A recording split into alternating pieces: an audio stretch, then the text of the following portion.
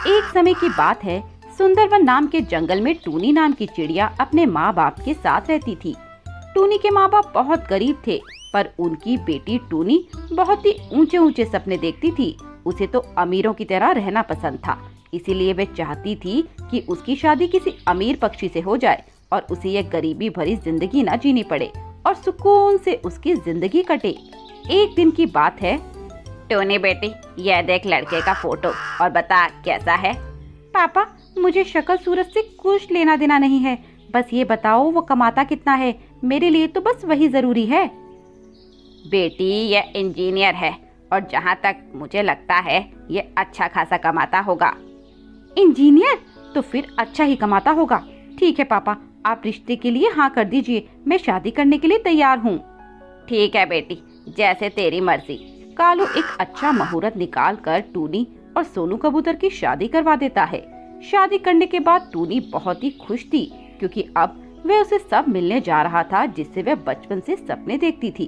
पर उसके सपने तब टूट जाते हैं जब सोनू उसे एक मामूली से घर में लेकर जाता है। उस घर को देखकर टूनी के चेहरे पर हवाइयाँ उड़ जाती हैं और वह सोनू से कहती है, ये आप मुझे कहाँ ले आए जी?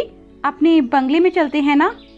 कौन सा बंगला टूनी, मेरा तो जो भी है बस यही है, और ये भी मैंने अपनी मेहनत से बनाया है। देखो जी, ऐसा मजाक मत करो, भला एक इंजीनियर इतने मामूली से घर में कभी रहता है क्या? टूनी, जो तुम समझ रही हो मैं वो नहीं हूँ। हाँ, मैं एक इंजीनियर जरूर हूँ, पर उतना बड़ा नहीं कि मेरे पास बंगला हो और गाड़ी हो। हाँ, भगवान ने चाहा तो जल्द ही हमारे पास सब कुछ होगा, पर उसके लिए मुझे बहुत मेहनत करनी होगी। अब चलो, घर के अंदर चलो। टूनी बहुत दुखी होती है। उसका बचपन का एक अमीर पक्षी से शादी करने का सपना एक पल में चूर चूर हो जाता है। ऐसे ही बहुत दिन बीत जाते हैं। एक दिन टूनी बाजार में सब्जियां खरीदने गई थी, तभी उसकी दोस्त रूपा मिलती है, जो बहुत ही अमीर थी। अरे टूनी, तू यहाँ क्या कर रही है? टूनी उससे झूठ बोलती है। अरे यार, मैं तो यहाँ ताजी ताजी सब्जियाँ लेने आई थी, वो मुझे खुद ही सब्जी खरीदना पसंद है ना, इसीलिए। क्यों, तेरे घर के नौकर कहाँ गए? तू तो बता रही थी कि तेरा पति बहुत अमीर है और बहुत सारे नौकर हैं तुम्हारे यहाँ। हाँ हाँ है तो, पर मुझे खुद ही सब्जी खरीदना पसंद है। तू तो जानती है ना नौकर कैसी चीजें खरीदते हैं। हाँ मैं जानती हूँ। वैसे तेरी कार कहाँ है? कार? अच्छा, वो रिपेयर के लिए गई हुई है। अच्छा चल, मेरी कार में बैठ जा, मैं तुझे तेरे घर तक छोड़ देती हूँ। नहीं नहीं रूपा, मैं चली जाऊंगी, क्यों खामखा तुझे परेशान करूँ। यार, ये भी कोई बात है? चल आजा, बैठ जा। रूपा उसे अपनी गाड़ी में बिठा लेती है। बता, तेरा घर कहाँ है, मैं तुझे छोड़ देती हूँ। अगर मैंने इसे अपना असली घर दिखा दिया तो मेरा सारा भांडा फूट जाएगा और ये मुझ पर हंसेगी। नहीं नहीं, मैं ऐसा नहीं होने दे सकती। टूनी ऐसा मन में सोचती है और थोड़ी दूर जाकर रूपा को गाड़ी रोकने के लिए कहती है। बस बस, आ गया मेरा घर, देख वो रहा मेरा बंगला। आजा चल, मैं तुझे चाय पिलाती हूँ। ये तेरा घर है? हाँ हाँ, ये मेरा ही घर है। वो तेरा घर नहीं हो सकता, क्योंकि वो मेरा घर है। टूनी यार, तू इतना गिर जाएगी मैंने ऐसा सोचा भी नहीं था। अरे यार, अगर तेरे पास गाड़ी बंगला नहीं तो तू कह देती, तुझे बोलने की क्या जरूरत थी। टूनी बहुत शर्मिंदा हो जाती है और रोते हुए अपने घर आती है। उसे रोता देख सोनू उससे कहता है, क्या हुआ टूनी, तुम रो क्यों रही हो? मैं तुम्हारी वजह से रो रही हूँ। जब से मेरी तुमसे शादी हुई है तब से मैंने एक पल खुशी का नहीं जिया। अरे क्या क्या सपने देखे थे मैंने, और क्या हो गया मेरे साथ। मैंने सोचा था कि किसी अमीर पक्षी से शादी करके जिंदगी सब्र आ जाएगी, पर यहाँ सब उल्टा हो गया। एक गरीब से मेरी शादी हो गई और मैं बर्बाद हो गई।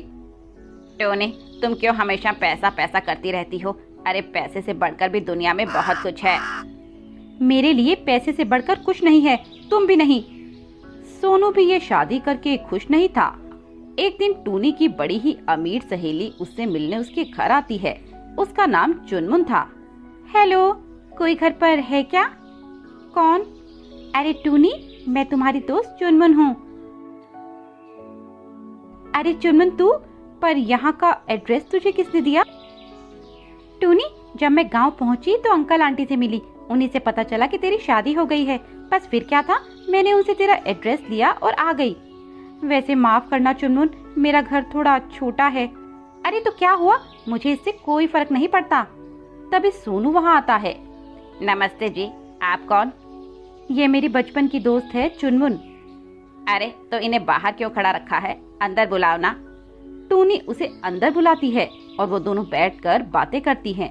तभी सोनू उनके लिए चाय बनाकर लाता है। यह लीजिए, आप दोनों चाय पीजिए। अरे इसकी क्या जरूरत थी? अरे जरूरत कैसे नहीं थी, आप पहली बार हमारे घर आई हैं, हम आपको ऐसे ही बिना खिलाए पिलाए थोड़ी भेज सकते हैं। सोनू फिर वहाँ से चला जाता है। तभी टूनी चुनमुन से कहती है, यार चुनमुन, तू भी सोच रही होगी ना कि टूनी क्या क्या कहती थी और क्या हो गया उसके साथ। एक अमीर पक्षी से शादी करने का मेरा सपना टूट गया और यहाँ मेरे पास तो कुछ भी नहीं है। अरे यार, मैं तो शादी करके फंस गई। मैं जो भी सपने देखा करती थी सब के सब टूट गए और ये गरीब मेरे गले पड़ गया।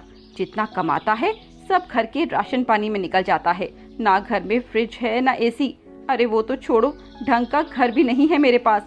बरसात में ये घर पानी टपकाता है और कमाई के नाम पर 15,000 रुपए। हाँ।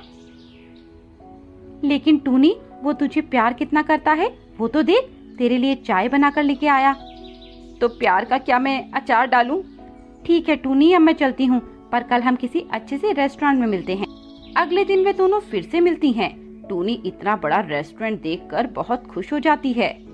अरे वाह, ये तो बहुत ही सुंदर है और बहुत महंगा भी। तू उसकी चिंता मत कर, तुझे जो मंगवा कर खाना है खा ले। आगे भी तू पैसों की चिंता मत करियो। वैसे टूनी, मुझे तुमसे एक बात करनी थी। हाँ बोल चुनमुन। टूनी, मुझे तुम्हारा पति सोनू बहुत अच्छा लगा और मैं खुद के लिए एक ऐसा ही जीवन साथी चाहती हूँ। तो क्या तुम मुझे अपना पति दे सकती हो? बदले में मैं तुम्हें 1 करोड़ रुपए भी दूंगी। टूनी जैसे ही 1 करोड़ का नाम सुनती है, उसके तो चेहरे की हवाइयाँ उड़ जाती हैं और वह मन ही मन में सोचती है, सोच क्या रही है टूनी, इससे अच्छा मौका नहीं मिलेगा तुझे। नकारा पति के 1 करोड़ मिल रहे हैं तो तू देर मत कर और सौदा तय कर दे। तेरे सारे सपने पूरे हो जाएंगे। ऐश करेगी ऐश। ठीक है चुनमुन, मैं तैयार हूँ। टूनी घर जाकर सोनू को चुनमुन से शादी करने के लिए राजी करती है। सोनू इनकार करता है पर टूनी उसे मर जाने की धमकी देती है। सोनू उससे बहुत प्यार करता था, इसीलिए वह उसे खोना नहीं चाहता था।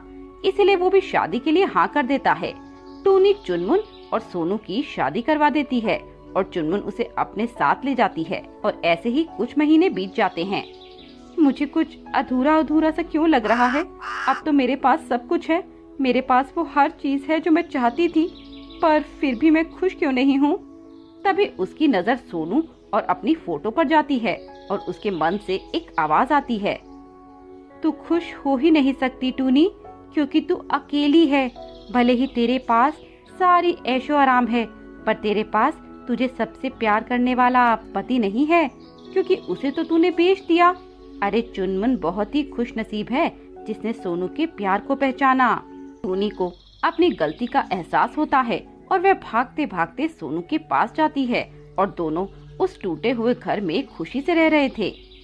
मुझे माफ कर दो सोनू जी, मैं बहुत बड़ी पागल थी जो पैसों में खुशियाँ ढूंढ रही थी। मुझे अब जाकर पता चला कि मेरी असली खुशियाँ तो आपके साथ हैं। मुझे माफ कर दीजिए और मेरे साथ चलिए। जाओ सोनू जी, आखिरकार हम अपने प्लान में कामयाब हो गए। प्लान? कैसा प्लान? ये मेरा ही प्लान था ताकि मैं तुम्हें तुम्हारी गलती का एहसास करा सकूं। अब मुझे लगता है तुमने पाठ सीख लिया, इसीलिए मैं चलती हूँ। और हाँ, सोनू जी का ख्याल अच्छे से रखना, वे सच में एक हीरा हैं। चुनमुन वहाँ से चली जाती है